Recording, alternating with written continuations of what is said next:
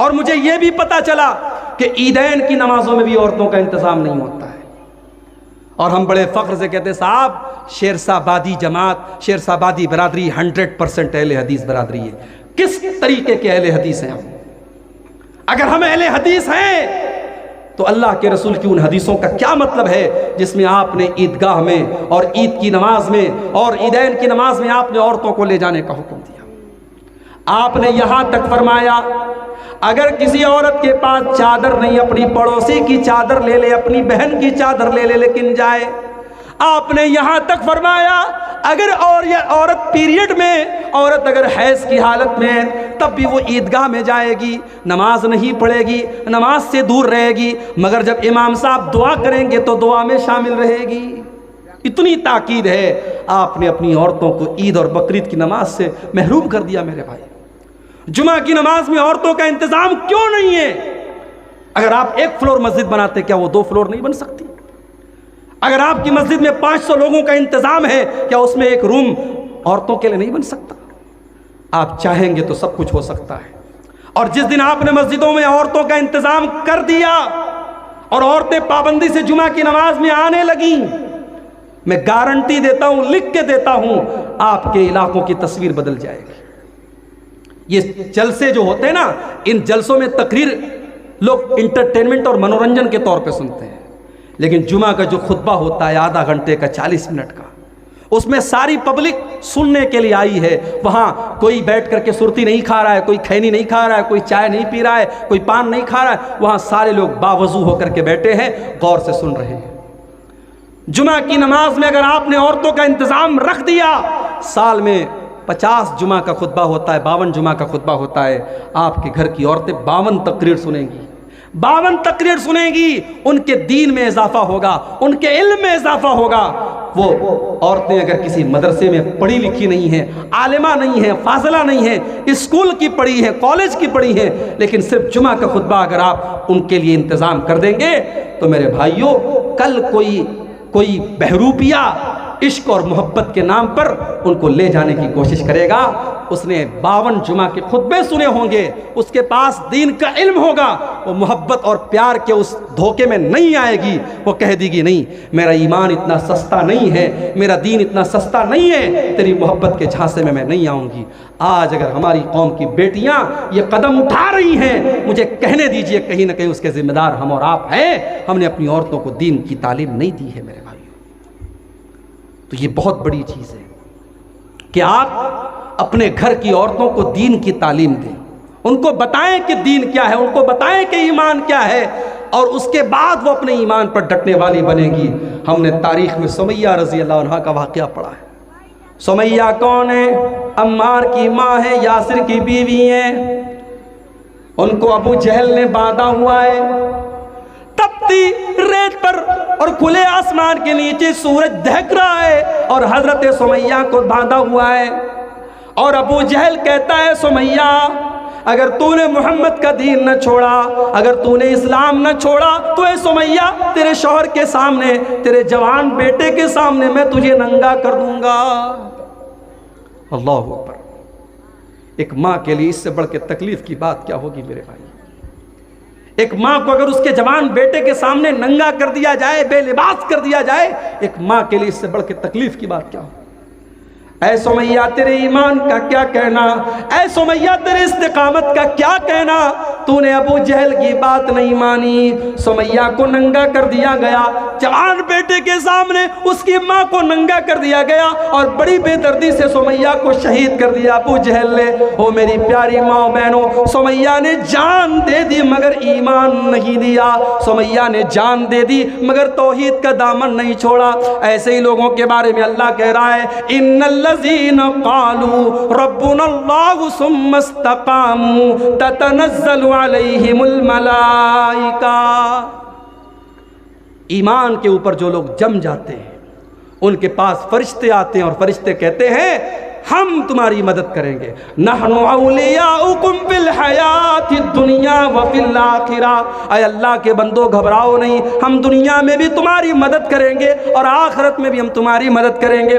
وَلَكُمْ فِيهَا مَا تَشْتَهِي أَنفُسُكُمْ وَلَكُمْ فِيهَا مَا تَدَّعُونَ.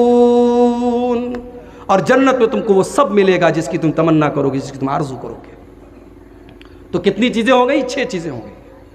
نمبر 7، ساتواں ایسا عمل کہ اگر اس کو ہم کریں گے تو فرشتے اتریں گے. بہت ہی سمپل چیز بتا رہا ہوں. رمضان کے اندر ایک رات ہے، اس رات کا نام ہے قدر کی رات. وہ کون سی رات ہے؟ وہ رمضان کے آخری عشرے کی کوئی ایک رات ہے. اس رات میں اگر آپ عبادت کریں گے فرشتے اس رات میں اترتے ہیں. اِنَّا أَنزَلْنَاهُ فِي لَيْلَةِ الْقَدْرِ وَمَا أَدْرَاكَ مَا لَيْلَةُ الْقَدْرِ لَيْلَةُ الْقَدْرِ خَيْرٌ مِّنْ أَلْفِ شَهْرٍ. میرے بندو تمہیں کیا پتا کہ لیلۃ القدر کیا ہے؟ لیلۃ القدر 1000 مہینوں سے افضل ہے. کیلکولیٹر پہ کیلکولیٹ کر لو، 1000 میں 12 سے اگر آپ بھاگ دیں گے تقریباً 84 آتا ہے. ایک رات عبادت کریں گے آپ، 84 سال کی عبادت کا ثواب آپ کو ملے گا. ایک رات کی عبادت 5 گھنٹے کی 6 گھنٹے کی عبادت کا ثواب 84 سال کے برابر آپ کو ملے گا. اور اللہ فرماتا ہے تنزل الملائکۃ والروح فیہا بإذن ربہم من کل امر. اس رات میں اللہ کے فرشتے اترتے ہیں، اس رات میں جبریل امین اترتے ہیں. جبریل اترتے ہیں اور اللہ کے فرشتے اترتے ہیں. تو میرے بھائیوں اس رات میں ہم اور آپ عبادت کریں. رمضان کا آخری عشرہ آتا تھا، حدیث کے الفاظ ہیں، اما عائشہ فرماتی ہیں اللہ کے پیارے نبی صلی اللہ علیہ وسلم اپنے گھر والوں کو بھی جگاتے تھے اور خود بھی جاگتے تھے، اور گھر والوں کو بھی رات بھر عبادت کرواتے تھے اور خود بھی عبادت کرتے تھے. تو شب قدر میں ہم اور آپ عبادت کریں گے تو اللہ کے اچھا شب قدر کا نام شب قدر کیوں پڑا؟ قدر کا مطلب ہوتا ہے کوئی چیز تنگ پڑ جائے، کوئی چیز بہت ٹائٹ ہو جائے، اس کو عربی میں قدر کہتے ہیں. علماء نے لکھا ہے کہ شب قدر کا نام شب قدر اسی لیے پڑا، اتنے فرشتے اترتے ہیں کہ آسمان تنگ پڑ جاتا ہے، آسمان چھوٹا پڑ جاتا ہے، ہر طرف فرشتے ہی فرشتے ہوتے ہیں، اس لیے اس رات کا نام لیلۃ القدر پڑ گیا.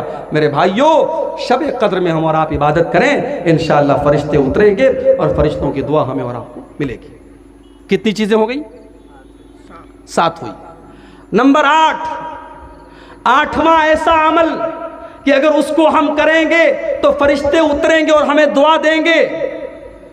جمعہ کے دن مسجد میں پہلے آنا. یہ بھی ہمارے دیہات میں دیکھتا ہوں ماحول نہیں ہے. 12:30 بجے جمعہ کا خطبہ ہو رہا ہے. پاکڑ میں ایک بار میں جمعہ پڑھانے گیا، 12:30 بجے جمعہ کا خطبہ تھا، اور میں جب مسجد میں جانے لگا ایک آدمی کو دیکھا بنیان پہن کر کے لنگی رکھ کے جا رہا ہے. میں نے کہا کہاں جا رہا ہو؟ بولا نہانے جا رہا ہوں. جمعہ کا خطبہ اسٹارٹ ہونے والا ہے، ابھی وہ نہانے جا رہا ہے. اس کا مطلب کہ جمعہ کی آپ کی نظر میں کوئی ویلیو نہیں ہے، جمعہ کا کوئی اہمیت اس کی نہیں ہے، اس کا کوئی مہتو نہیں ہے. یاد رکھو میرے بھائی، اللہ کے نبی فرماتے ہیں، بخاری اور مسلم کی روایت ہے، اذا کان یوم الجمعۃ وقفت الملائکۃ علی باب المسجد. جب جمعہ کا دن آتا ہے اللہ کے فرشتے مسجد کے دروازے پر کھڑے ہو جاتے ہیں، اور جو جتنا پہلے آتا ہے اس کا اتنا زیادہ ثواب لکھتے ہیں. جو سب سے پہلے آتا ہے اس کو اللہ کی راہ میں اونٹ کی قربانی کا ثواب ملتا ہے. جو اس کے بعد آتا ہے اس کو گائے کی قربانی کا ثواب ملتا ہے. جو اس کے بعد آتا ہے اس کو دمبا کی قربانی کا ثواب ملتا ہے. جو اس کے بعد آتا ہے اسے اللہ کی راہ میں مرغا کی قربانی کا ثواب ملتا ہے. جو اس کے بعد آتا ہے اسے اللہ کی راہ میں انڈا دینے کا ثواب ملتا ہے. لیکن جب امام صاحب آتے ہیں اور خطبہ شروع ہو جاتا ہے، اللہ کے نبی فرماتے ہیں طووا صحفہم، فرشتے اپنے رجسٹر کو بند کر دیتے ہیں. جزاک اللہ خیر. فرشتے اپنے رجسٹر کو بند کر دیتے ہیں، فرشتے اپنے رجسٹر کو لپیٹ دیتے ہیں، وہ سمعوا الذکر، اور فرشتے بھی جمعہ کا خطبہ سننے لگتے ہیں۔ کتنے بد نصیب ہیں وہ لوگ جو امام کا خطبہ شروع ہونے کے بعد مسجد آتے ہیں۔ اللہ کے فرشتے ثواب لکھنے کے لیے مسجد کے گیٹ پر کھڑے ہوئے ہیں، ثواب لکھ رہے ہیں، اور ہم اتنے بڑے بد نصیب ہیں، ہمیں ثواب نہیں چاہیے، ہم ثواب سے اپنے آپ کو محروم کر رہے ہیں۔ میرے بھائیوں، کوشش کرو جمعہ کے دن پہلے مسجد میں آنے کی، سارے کام کو پہلے نپٹا دو، آدھا گھنٹہ پہلے، 1 گھنٹہ پہلے، جتنا پہلے ہو سکے آ جاؤ، جو جتنا پہلے آئے گا اس کو اتنا زیادہ ثواب ملے گا۔ تو جمعہ کے دن پہلے آنے پر بھی فرشتوں کی دعائیں ملے گی اور فرشتوں کا ثواب ہمیں اور آپ کو ملے گا۔ اب کتنی چیز ہو گئی؟ 8 ہو گئی۔ نمبر 9، 9ویں چیز، اپنے مسلمان بھائی کی پیٹھ کے پیچھے اس کے لیے دعا کرنا۔ اپنے مسلمان بھائی کی غیر موجودگی میں اس کے لیے دعا کرنا، اس سے بھی فرشتے کی دعا آپ کو ملے گی۔ اللہ کے پیارے نبی صلی اللہ علیہ وسلم فرماتے ہیں، ما من عبد مسلم یدعو لاخیہ بظہر الغیب، جب بھی بندہ اپنے مسلمان بھائی کے پیٹھ کے پیچھے اس کے لیے دعا کرتا ہے، جب اپنے مسلمان بھائی کی پیٹھ کے پیچھے دعا کرتا ہے، اس کے بغل میں ایک فرشتے کو اللہ تعالیٰ مقرر کر دیتا ہے، اور یہ جو بھی دعا کرتا ہے فرشتہ کہتا ہے آمین۔ مثال کے طور پر آپ نے اپنے بھائی کے حق میں دعا کی، اے اللہ تو میرے بھائی کو صحت دے دے، فرشتہ کہتا ہے آمین وَلَكَ بِمِثْلِ، اور فرشتہ کہتا ہے تیری بھی صحت اللہ اچھی کر دے۔ آپ دعا کرتے اے اللہ میرے بھائی کے کاروبار میں برکت دے دے، فرشتہ کہتا ہے آمین اللہ تیرے کاروبار میں بھی برکت دے دے۔ میرے پیارے ساتھیوں، جس دعا پر فرشتہ آمین کہہ دے اور فرشتہ بھی اس دعا میں شامل ہو جائے، سوچو اس دعا کی اہمیت کتنی زیادہ ہے۔ اپنے مسلمان بھائی کی پیٹھ کے پیچھے اس کے لیے دعا کیا کرو، سامنے سے نہیں۔ یہاں تو سامنے سے ہو رہی ہے، سامنے سے لوگ دعا کرواتے ہیں، پیٹھ پیچھے، وہ سامنے نہیں ہے، موجود نہیں ہے، پیٹھ پیچھے اگر آپ دعا کریں گے تو اللہ کے پیارے نبی صلی اللہ علیہ وسلم نے فرمایا کہ اس دعا کی برکت یہ ہوگی کہ فرشتہ آپ کے لیے دعا کرے گا۔ تو کتنی چیزیں ہو گئی؟ 9 چیزیں۔ نمبر 10، اپنے مسلمان بھائی سے ملاقات کرنے کے لیے اگر کوئی جاتا ہے، اپنے مسلمان بھائی سے ملاقات کرنے کے لیے اگر کوئی جاتا ہے، کوئی مطلب نہیں ہے، کوئی مقصد نہیں ہے، صرف اللہ تعالیٰ کے لیے اس کو راضی کرنے کے لیے اگر کوئی اپنے مسلمان بھائی سے ملنے کے لیے جاتا ہے۔ آج کے دور میں کون جاتا ہے بھائی؟ آج کے دور میں تو کوئی 2 منٹ کسی سے بات بھی کرتا ہے تو اس کے پیچھے بھی کوئی مطلب ہوتا ہے۔ اللہ کے پیارے نبی صلی اللہ علیہ وسلم فرماتے ہیں ان رجلا زار اخا له، ایک مسلمان اپنے بھائی سے ملنے کے لیے جا رہا تھا، اللہ تعالیٰ نے راستے میں ایک فرشتے کو بھیج دیا۔ فرشتے نے روکا، کہا بھائی کہاں جا رہے ہو؟ کہا اپنے فلاں بھائی سے ملنے فلاں گاؤں میں جا رہا ہوں۔ فرشتے نے پوچھا کہ حل لک من نعمت تربھا، کیا اس کا کوئی احسان ہے جو تم اتارنے جا رہے ہو؟ کیا اس کا تمہارے اوپر کوئی احسان ہے جو تم اتارنے جا رہے ہو؟ کیا کوئی کام ہے؟ کیا کوئی مطلب ہے؟ کہا نہیں، کوئی مطلب نہیں ہے، کوئی کام نہیں ہے، میں تو صرف اللہ تعالیٰ کی رضا کے لیے اس کو راضی کرنے کے لیے جا رہا ہوں۔ میں اس لیے جا رہا ہوں کیونکہ میں اللہ تعالیٰ کے لیے محبت کرتا ہوں اپنے بھائی سے۔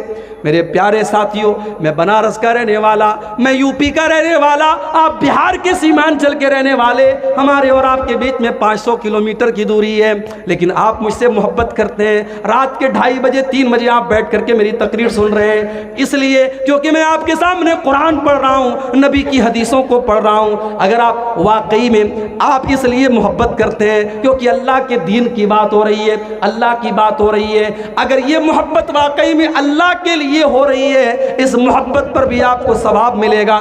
اللہ کے پیارے نبی فرماتے ہیں فرشتے سے وہ انسان کہتا ہے میں اپنے بھائی سے محبت کرتا ہوں اللہ کے لیے، کوئی پیسے کا معاملہ نہیں ہے، کوئی بزنس کا معاملہ نہیں ہے، کوئی احسان کا معاملہ نہیں ہے، صرف اللہ تعالیٰ کے لیے محبت کرتا ہوں۔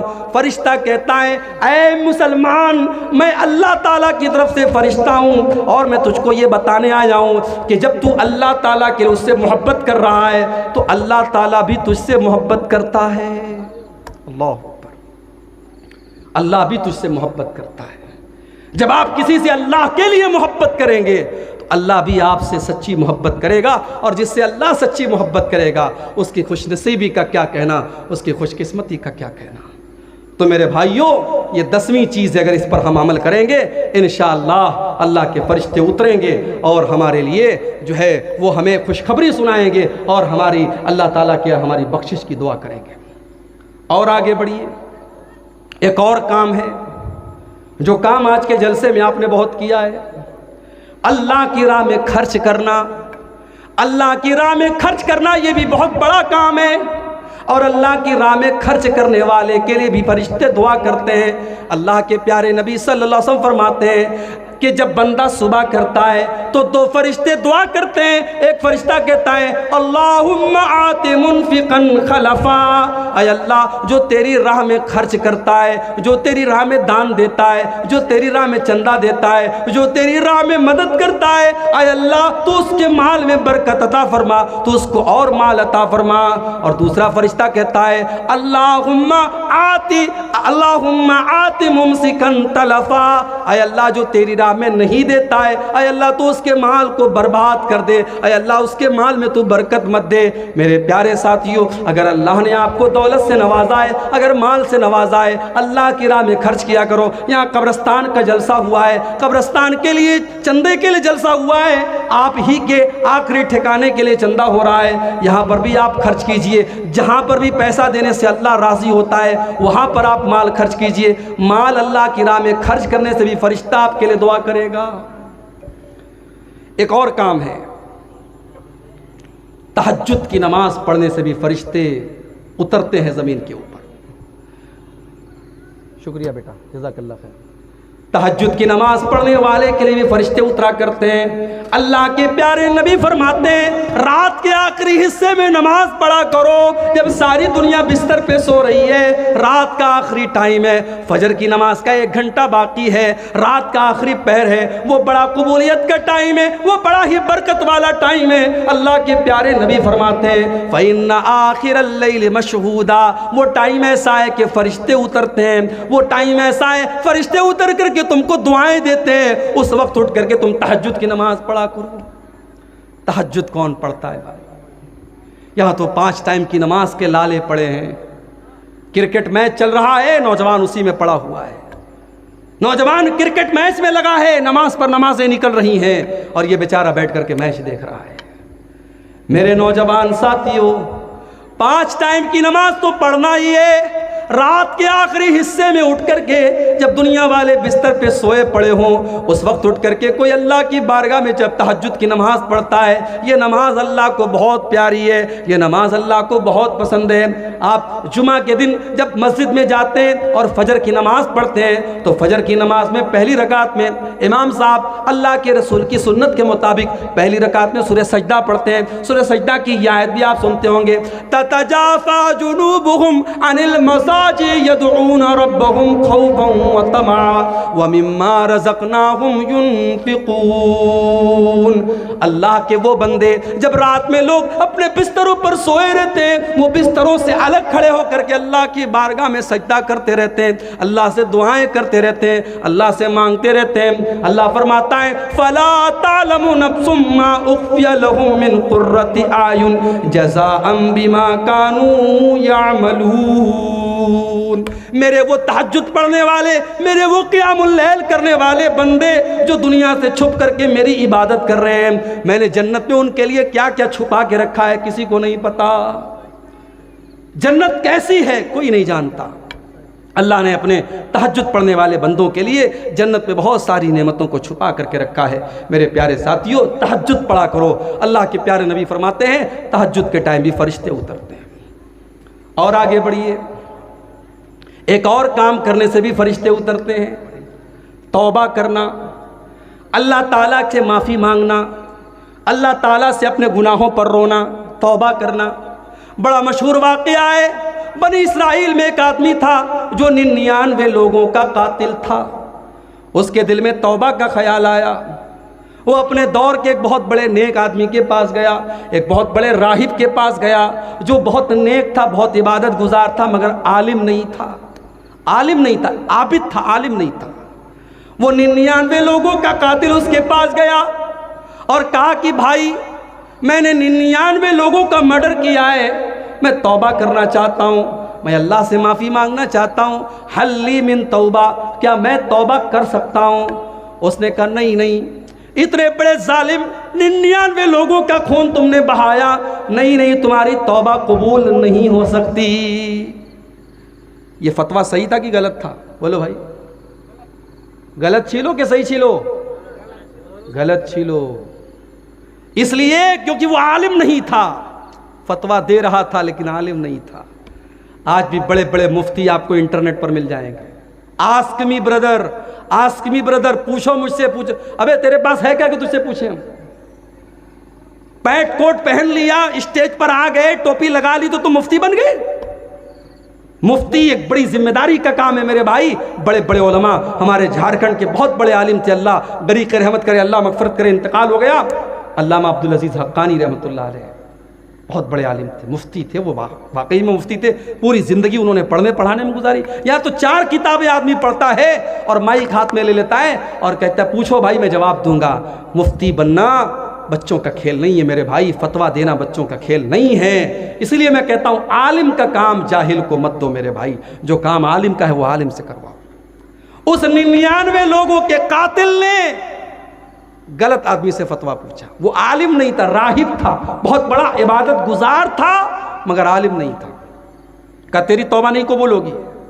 اس نے کہا جب میری توبہ قبول نہیں ہوگی تو چلو 99 لوگوں کا قتل کیا، ایک اور قتل کر دیتا ہوں۔ اس نے سینچری پوری کر دی، 100 لوگوں کو قتل کر دیا، اس کو بھی مار ڈالا، پھر اس کا دماغ خراب ہو گیا، اس کو بھی مار ڈالا۔ پھر کچھ دنوں کے بعد پھر اس کے دل میں دل نرم پڑ گیا۔ دیکھو 100 لوگوں کے قاتل کے دل میں بھی توبہ کا خیال آ رہا ہے۔ اس لیے ہمارا کوئی بھائی اگر غلط کام کر رہا ہے تو یہ نہ سوچے کہ میں توبہ کروں گا تو میری توبہ قبول ہوگی کہ نہیں، میں تو سدھر نہیں سکتا۔ ارے اللہ سے سچی توبہ کرو، جتنا بھی بڑا گنہگار ہے، جتنا بھی بڑا شرابی ہے، بدکار ہے، اللہ سے سچی توبہ کر لو، اللہ معاف کر دے گا۔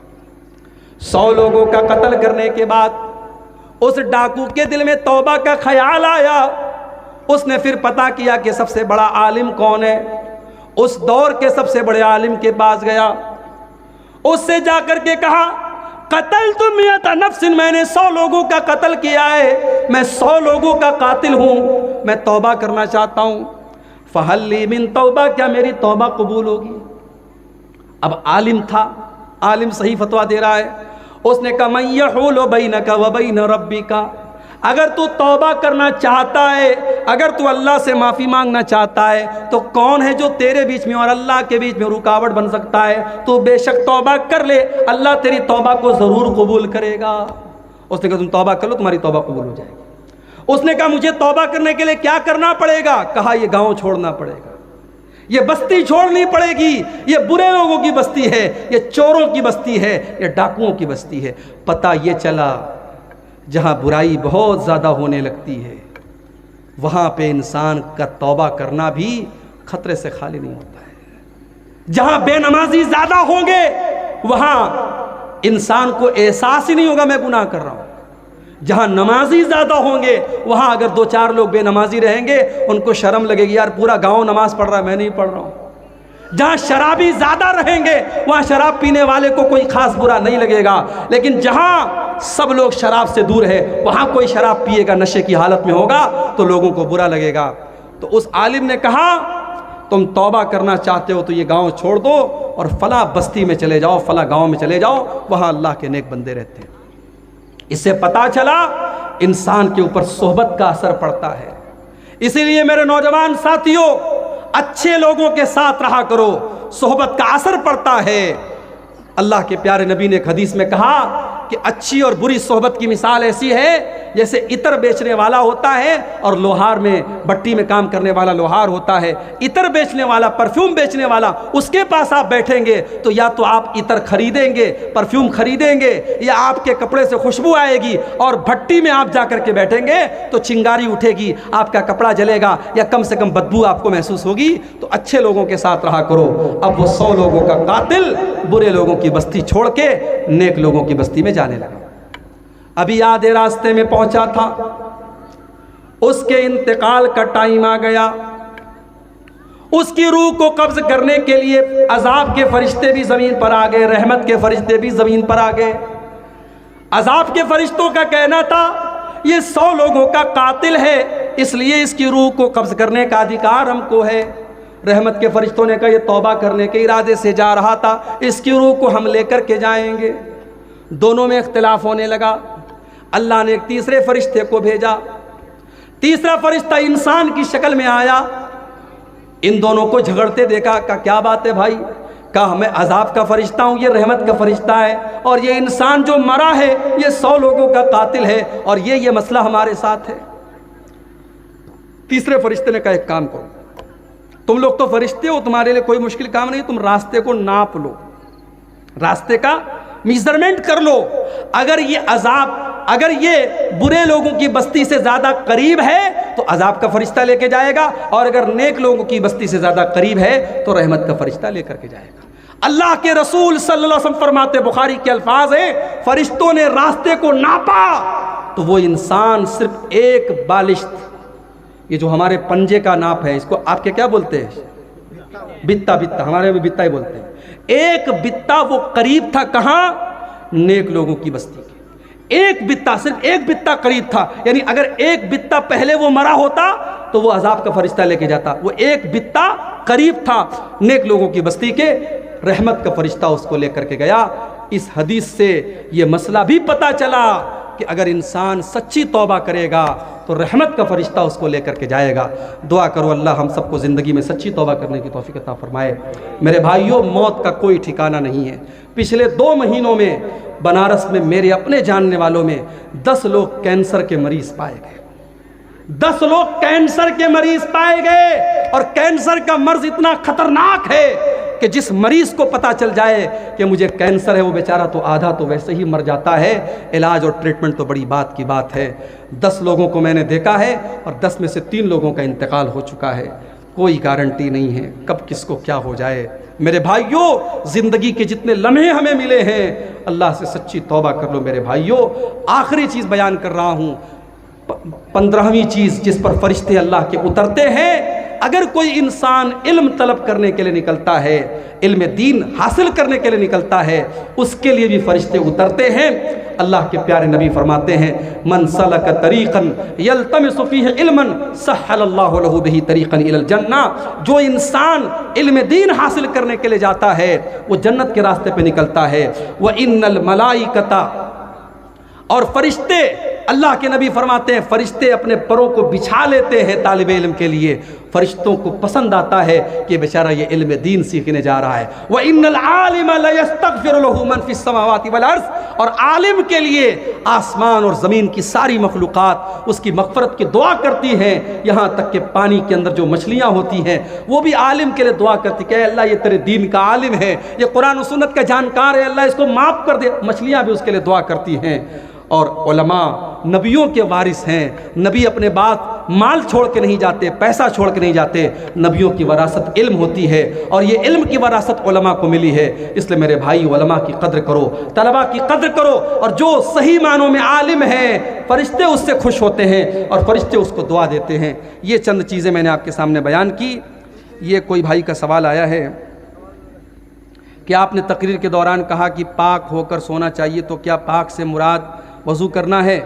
وضو کو ہر پاک ہونا کہتے ہیں، اس لیے بریلوی لوگ کہتے ہیں کہ وضو کر کے قرآن کو چھونا چاہیے۔ تو قرآن کو چومنا کیسا ہے؟ دلیل کے ساتھ جو سماج میں چل رہا، اگر وہ غلط ہے اور آپ اس کو غلط نہیں کہیں گے تو یہ سماج وہی کرے گا۔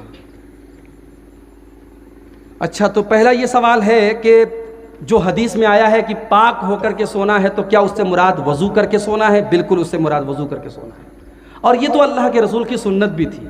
یہاں تک کہ اگر انسان جنابت کی حالت میں ہے، مان لو انسان نے بیوی سے ملاقات کی ہے اور رات میں وہ غسل نہیں کر رہا ہے، ضروری نہیں رات میں غسل کرے، کر لے تو اچھی بات ہے، فجر کے پہلے غسل کرنا ضروری ہے، رات ہی میں کرنا ضروری نہیں۔ تو اگر انسان جنابت کی حالت میں ہے تب بھی اللہ کے رسول کی سنت یہ ہے کہ وہ وضو کر کے سوئے۔ حالانکہ اس وضو کا کوئی مطلب نہیں ہے، اس وضو کے ذریعے آدمی نماز نہیں پڑھ سکتا، مگر وضو کر کے سوئے۔ تو یہاں پاک سے مراد وضو کر کے ہی سونا ہے، کوشش یہی کی جائے کہ آدمی وضو کر کے سوئے۔ اچھا، قرآن کو چھونے کے لیے وضو ہونا ضروری ہے یا نہیں، اس مسئلے میں علماء کا اختلاف ہے۔ علماء کا ایک گروپ کہتا ہے کہ قرآن چھونے کے لیے باوضو ہونا ضروری ہے، اور علماء کا دوسرا گروپ کہتا ہے باوضو ہونا ضروری نہیں، پاک ہونا ضروری ہے۔ پاک کا مطلب انسان ناپاک نہ ہو، غسل اس کے اوپر واجب نہ ہو، اگر وضو نہیں ہے تب یہ چھو سکتا ہے۔ اب دونوں میں مضبوط بات کس کی ہے؟ تو مضبوط بات اسی کی ہے جو یہ کہتے ہیں کہ باوضو ہونا ضروری نہیں، افضل تو ہے اگر آپ وضو کر کے قرآن کو چھوئیں، بیسٹ ہے، بہتر ہے، لیکن اگر وضو نہیں ہے تب بھی آپ قرآن کو چھو سکتے ہیں۔ ہاں اگر جنابت کی حالت میں ہے تو نہیں چھونا چاہیے، یعنی اگر آپ کے اوپر غسل واجب ہے تب نہیں چھوئیں گے جب تک کہ آپ پاک نہ ہو جائیں، اور عورت اگر حیض کی حالت میں ہے تو وہ بھی ڈائریکٹ ہاتھ نہیں لگائے گی، وہ دستانے سے یا دوپٹے وغیرہ سے چھوئے گی، ڈائریکٹ نہیں چھوئے گی۔ قرآن کو چومنے کی جہاں تک بات ہے، میرے علم میں کوئی ایسی خاص دلیل موجود نہیں کہ قرآن کو چوما جائے، لیکن بہرحال ایک احترام کے طور پہ اگر قرآن کو چوما جاتا ہے تو چوما جا سکتا ہے، اس میں کوئی حرج کی بات نہیں۔ قرآن بہرحال اللہ تعالیٰ کا کلام ہے اور ایک قابل احترام چیز ہے، تو جیسے صحابہ کرام اللہ کے نبی کا ہاتھ وغیرہ چومتے تھے، چونکہ اللہ کے نبی کا احترام کرتے تھے، تو قرآن کو بطور احترام ہم چوم سکتے ہیں، لیکن اس کو کوئی یعنی بالکل ضروری سمجھنا یہ مناسب نہیں ہے۔ ہاں ایک سوال قبیلہ کی طرف سے ہے جی، قبرستان ہم لوگ بنا لیے جی 2 سال پہلے، جی، اس سے پہلے کسی کو اپنے دروازے میں کسی کو کہیں دیا ہوا ہے، اگر اس کو منتقل کرنا چاہے تو کر سکتے ہیں کہ بالکل کیا جا سکتا ہے۔ بہت سارے واقعات سیرت میں ملتے ہیں کہ قبر کے اندر کسی کو دفن کیا گیا تھا تو اس قبر کو دوسری جگہ منتقل کیا گیا۔ اس کی صورت یہی ہے کہ اب مان لیجئے کہ جہاں پہ قبر ہے وہاں پہ کھدائی کر کے اس قبر کے جو بھی باقیات ہیں، جو بھی ہڈیاں وغیرہ ہیں، ان کو پورے احترام کے ساتھ کسی کپڑے وغیرہ میں رکھ کر کے، اگر پاسبل ہو تو کفن کا کپڑا لے لیجئے اور اسی کفن کے کپڑے میں رکھ کر کے اس کو احترام کے ساتھ دوسری جگہ جہاں قبرستان ہے وہاں پہ دفن کر دیجئے، بس یہی صورت ہے، اس میں اور کچھ نہیں کرنا ہے، ٹھیک ہے۔ بالکل لا سکتے ہیں، لیکن جو جگہ قبرستان کے نام پر وقف ہو وہاں ایسا نہیں کر سکتے۔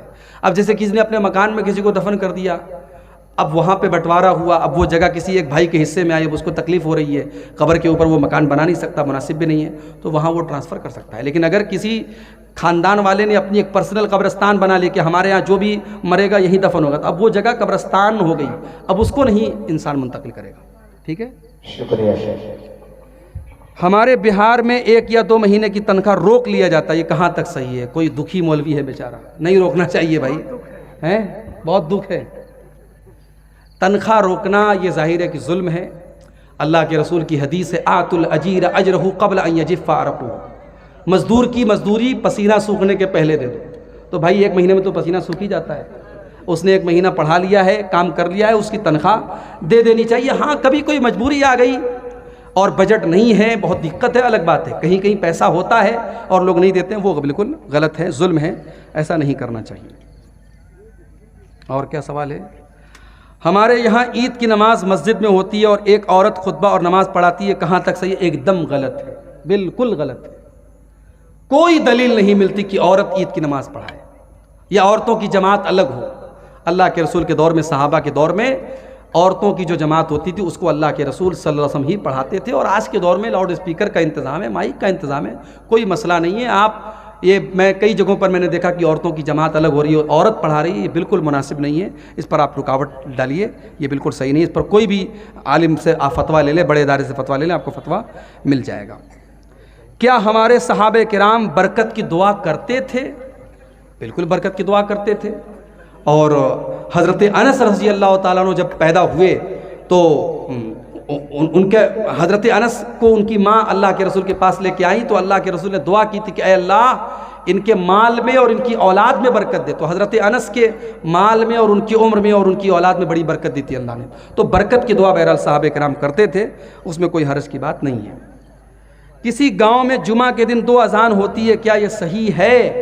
اس مسئلے میں بھی علماء کا اختلاف ہے، لیکن بات مال چھوڑ کے نہیں جاتے، پیسہ چھوڑ کے نہیں جاتے، نبیوں کی وراثت علم ہوتی ہے اور یہ علم کی وراثت علماء کو ملی ہے، اس لیے میرے بھائی علماء کی قدر کرو، طلباء کی قدر کرو، اور جو صحیح معنوں میں عالم ہے فرشتے اس سے خوش ہوتے ہیں اور فرشتے اس کو دعا دیتے ہیں۔ یہ چند چیزیں میں نے آپ کے سامنے بیان کی۔ یہ کوئی بھائی کا سوال آیا ہے کہ آپ نے تقریر کے دوران کہا کہ پاک ہو کر سونا چاہیے، تو کیا پاک سے مراد وضو کرنا ہے؟ وضو کو ہر پاک ہونا کہتے ہیں، اس لیے بریلوی لوگ کہتے ہیں کہ وضو کر کے قرآن کو چھونا چاہیے۔ تو قرآن کو چومنا کیسا ہے؟ دلیل کے ساتھ جو سماج میں چل رہا، اگر وہ غلط ہے اور آپ اس کو غلط نہیں کہیں گے تو یہ سماج وہی کرے گا۔ اچھا، تو پہلا یہ سوال ہے کہ جو حدیث میں آیا ہے کہ پاک ہو کر کے سونا ہے، تو کیا اس سے مراد وضو کر کے سونا ہے؟ بالکل اس سے مراد وضو کر کے سونا ہے، اور یہ تو اللہ کے رسول کی سنت بھی تھی۔ یہاں تک کہ اگر انسان جنابت کی حالت میں ہے، مان لو انسان نے بیوی سے ملاقات کی ہے اور رات میں وہ غسل نہیں کر رہا ہے، ضروری نہیں رات میں غسل کرے، کر لے تو اچھی بات ہے، فجر کے پہلے پہلے غسل کرنا ضروری ہے، رات ہی میں کرنا ضروری نہیں۔ تو اگر انسان جنابت کی حالت میں ہے تب بھی اللہ کے رسول کی سنت یہ ہے کہ وہ وضو کر کے سوئے۔ حالانکہ اس وضو کا کوئی مطلب نہیں ہے، اس وضو کے ذریعے آدمی نماز نہیں پڑھ سکتا، مگر وضو کر کے سوئے۔ تو یہاں پاک سے مراد وضو کر کے ہی سونا ہے، کوشش یہی کی جائے کہ آدمی وضو کر کے سوئے۔ اچھا، قرآن کو چھونے کے لیے وضو ہونا ضروری ہے یا نہیں، اس مسئلے میں علماء کا اختلاف ہے۔ علماء کا ایک گروپ کہتا ہے کہ قرآن چھونے کے لیے باوضو ہونا ضروری ہے، اور علماء کا دوسرا گروپ کہتا ہے باوضو ہونا ضروری نہیں، پاک ہونا ضروری ہے۔ پاک کا مطلب انسان ناپاک نہ ہو، غسل اس کے اوپر واجب نہ ہو، اگر وضو نہیں ہے تب بھی چھو سکتا ہے۔ اب دونوں میں مضبوط بات کس کی ہے؟ تو مضبوط بات اسی کی ہے جو یہ کہتے ہیں کہ باوضو ہونا ضروری نہیں، افضل تو ہے اگر آپ وضو کر کے قرآن کو چھوئیں، بیسٹ ہے، بہتر ہے، لیکن اگر وضو نہیں ہے تب بھی آپ قرآن کو چھو سکتے ہیں۔ ہاں، اگر جنابت کی حالت میں ہے تو نہیں چھونا چاہیے، یعنی اگر آپ کے اوپر غسل واجب ہے تب نہیں چھوئیں گے جب تک کہ آپ پاک نہ ہو جائیں۔ اور عورت اگر حیض کی حالت میں ہے تو وہ بھی ڈائریکٹ ہاتھ نہیں لگائے گی، وہ دستانے سے یا دوپٹے وغیرہ سے چھوئے گی، ڈائریکٹ نہیں چھوئے گی۔ قرآن کو چومنے کی جہاں تک بات ہے، میرے علم میں کوئی ایسی خاص دلیل موجود نہیں کہ قرآن کو چوما جائے، لیکن بہرحال ایک احترام کے طور پہ اگر قرآن کو چوما جاتا ہے تو چوما جا سکتا ہے، اس میں کوئی حرج کی بات نہیں۔ قرآن بہرحال اللہ تعالیٰ کا کلام ہے اور ایک قابل احترام چیز ہے، تو جیسے صحابہ کرام اللہ کے نبی کا ہاتھ وغیرہ چومتے تھے، چونکہ اللہ کے نبی کا احترام کرتے تھے، تو قرآن کو بطور احترام ہم چوم سکتے ہیں، لیکن اس کو کوئی یعنی بالکل ضروری سمجھنا یہ مناسب نہیں ہے۔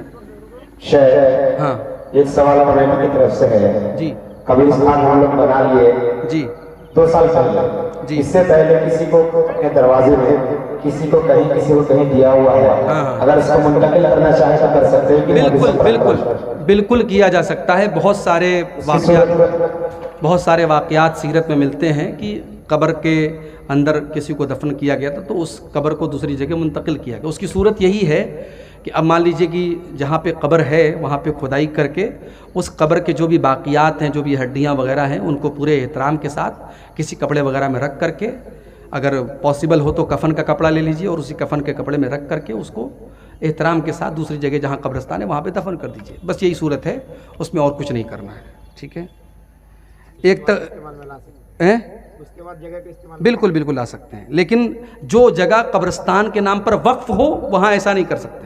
اب جیسے کسی نے اپنے مکان میں کسی کو دفن کر دیا، اب وہاں پہ بٹوارا ہوا، اب وہ جگہ کسی ایک بھائی کے حصے میں آئی، اب اس کو تکلیف ہو رہی ہے، قبر کے اوپر وہ مکان بنا نہیں سکتا، مناسب بھی نہیں ہے، تو وہاں وہ ٹرانسفر کر سکتا ہے۔ لیکن اگر کسی خاندان والے نے اپنی ایک پرسنل قبرستان بنا لی کہ ہمارے ہاں جو بھی مرے گا یہیں دفن ہوگا، تو اب وہ جگہ قبرستان ہو گئی، اب اس کو نہیں انسان منتقل کرے گا، ٹھیک ہے۔ شکریہ۔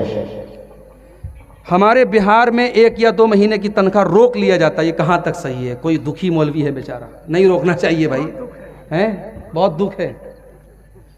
تنخواہ روکنا یہ ظاہر ہے کہ ظلم ہے۔ اللہ کے رسول کی حدیث ہے آت الاجیر اجرہ قبل ان یجف عرقہ، مزدور کی مزدوری پسینہ سوکھنے کے پہلے دے دو۔ تو بھائی 1 مہینے میں تو پسینہ سوکھ ہی جاتا ہے، اس نے 1 مہینہ پڑھا لیا ہے، کام کر لیا ہے، اس کی تنخواہ دے دینی چاہیے۔ ہاں کبھی کوئی مجبوری آ گئی اور بجٹ نہیں ہے، بہت دقت ہے، الگ بات ہے، کہیں پیسہ ہوتا ہے اور لوگ نہیں دیتے ہیں، وہ بالکل غلط ہے، ظلم ہے، ایسا نہیں کرنا چاہیے۔ اور کیا سوال ہے؟ ہمارے یہاں عید کی نماز مسجد میں ہوتی ہے اور ایک عورت خطبہ اور نماز پڑھاتی ہے، کہاں تک صحیح ہے؟ ایک دم غلط ہے، بالکل غلط ہے۔ کوئی دلیل نہیں ملتی کہ عورت عید کی نماز پڑھائے یا عورتوں کی جماعت الگ ہو۔